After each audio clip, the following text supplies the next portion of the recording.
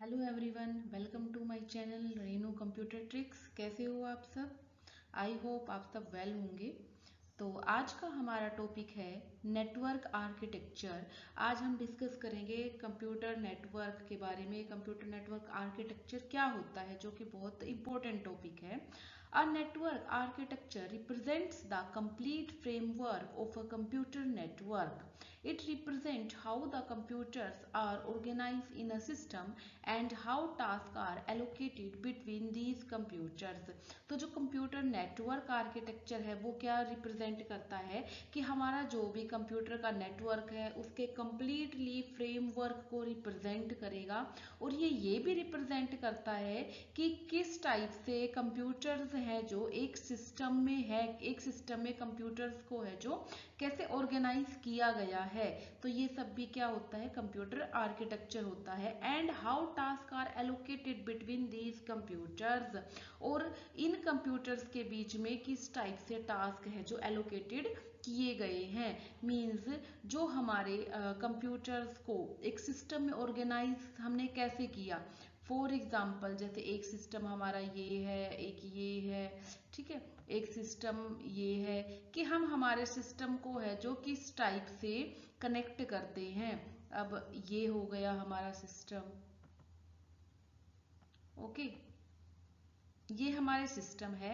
अब इस सिस्टम को हमने इससे कनेक्ट किया, ये सिस्टम इससे कनेक्ट है, इस सिस्टम का लिंक इससे है, अब इस सिस्टम का इससे है, और इस सिस्टम का इससे है, और इस सिस्टम का लिंक फिर वापस इससे है। तो मीन इस टाइप से कि हम किस टाइप से है जो हमारे सिस्टम को क्या करते हैं, ऑर्गेनाइज करते हैं, किस मैनर में, इसी को हम बोलते हैं network architecture. Okay, network architecture में फर्स्ट आता है client server network. Client server network देखिए क्या होता है। It is a network where several computers called client or workstations are connected to main computer called server। तो इसमें क्या होता है कि ये एक ऐसा नेटवर्क है जहाँ पे बहुत सारे जो कंप्यूटर्स हैं उनको हम क्या बोलते हैं, क्लाइंट्स बोलते हैं या वर्क स्टेशंस बोलते हैं, आप उनको नोड भी बोल सकते हो। तो वो सारे आपके मेन सर्वर से, एक मेन कंप्यूटर से कनेक्टेड होते हैं, जिसको हम क्या बोलते हैं, सर्वर बोलते हैं।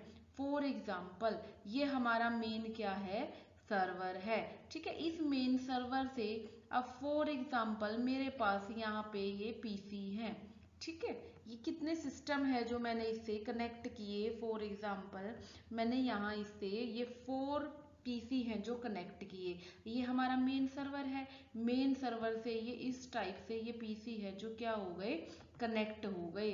तो इसको ही हम क्या बोलते हैं, क्लाइंट सर्वर, ठीक है। अब ये मेन तो क्या है, हमारा सर्वर है, और ये क्या है, क्लाइंट सिस्टम है। ये क्लाइंट है या फिर हम इनको क्या बोलते हैं, वर्क स्टेशन भी बोलते हैं। A computer which provides services to the client and control the access to hardware, software and other resources is called the server। तो एक ऐसा कंप्यूटर जो कि क्लाइंट को सर्विसेज प्रोवाइड करता है, और जो भी सर्वर के जो हार्डवेयर है, सॉफ्टवेयर है, रिसोर्सेज हैं, वो सब भी किसके यूज करता है, वो सर्वर के ही यूज करता है, ठीक है। अब फॉर एग्जाम्पल, अब हमारा ये सर्वर है, ये इसके क्या हैं, क्लाइंट्स हैं, ठीक है। तो इनके पास अपने खुद के हार्डवेयर नहीं है, किसके हार्डवेयर यूज करनी है, इसके हार्डवेयर शेयरिंग के लिए हम नेटवर्किंग का यूज करते हैं, और अदर रिसोर्सेज के लिए और सॉफ्टवेयर के लिए भी, ठीक है। तो फॉर एग्जांपल अब देखिए, जो सीपीयू है वो मेन सर्वर का यूज कर रही हैं ये सब, ठीक है।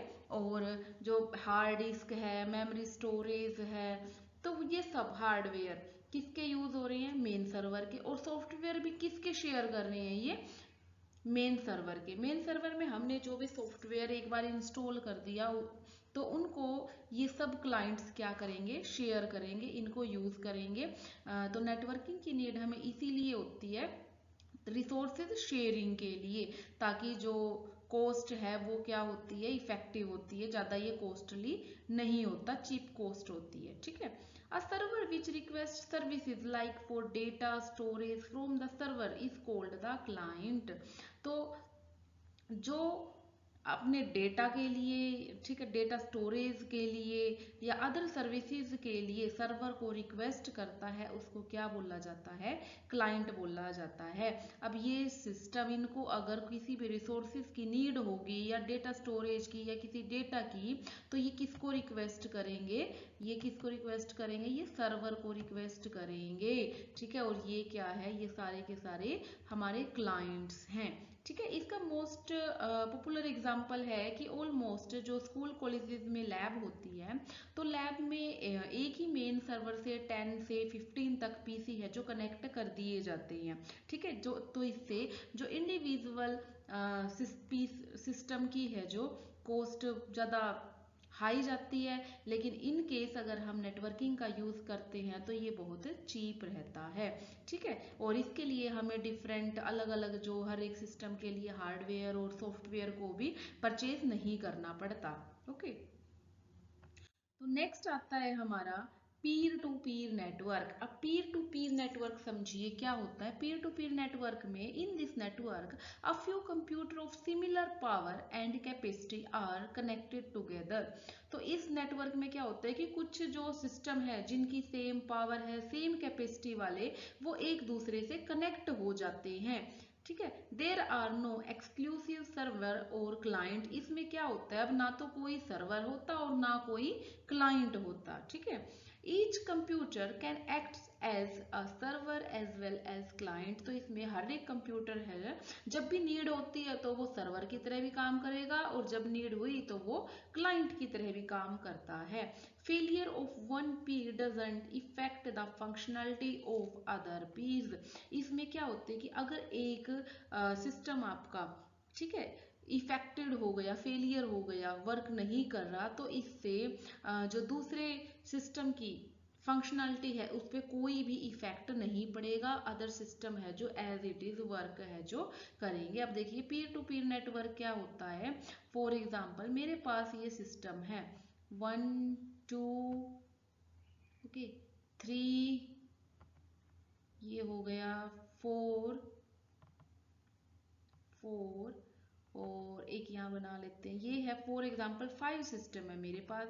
अब ये इससे कनेक्ट हो गया, ये इससे कनेक्ट हो गया, अब ये वाला सिस्टम इससे कनेक्ट हो गया, ये सिस्टम है जो इससे कनेक्ट हो गया, ये सिस्टम इससे कनेक्ट हो गया, और ये वाला सिस्टम जो है अब इससे भी कनेक्ट है और इससे भी कनेक्ट है, ठीक है।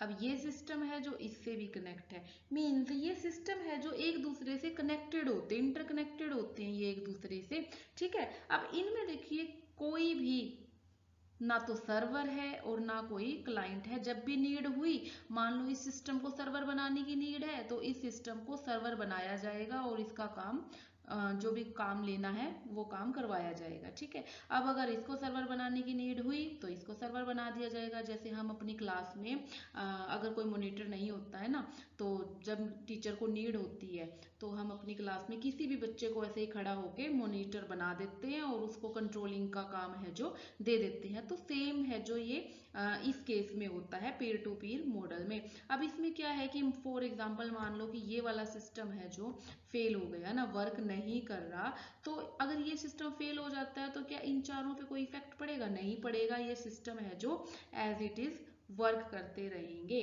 ओके, ये था computer network architecture. I hope आपको क्लास पसंद आई होगी, ठीक है। लाइक कर देना, शेयर कर देना और सब्सक्राइब कर देना चैनल को। मिलते हैं नेक्स्ट क्लास में न्यू टॉपिक के साथ। Bye bye.